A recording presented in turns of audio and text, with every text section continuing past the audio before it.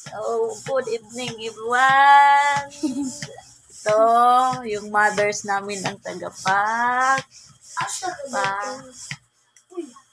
Ng balloons. Ayan. Wow. Ayan. Tapos, ayan, si ate ang tagapag-decorate ng balloons. Ayan. Ay, nak! Bubuto ng uban. Ayan, ang dami pa nila, guys. Hanggang umaga. Tapos, walang matapos. Bubuto pa kami. Dan. Hindi pa yan tapos, guys. Mamaya pa talaga.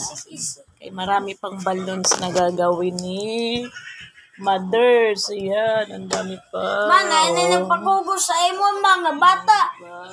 Narama ay. Yan bata. Ako na napakubos na, guys. Ayan, guys. So, diba? Ang ganda. Di pa matapos. Oh my God. Part 1 pa lang yan. Ayun yung ate ko. Busy. Ayun si kuya. Ayan yung kuya namin. Ayan, tagapag-abot ng balloons. Ayan. Okay, see you there. Part 2.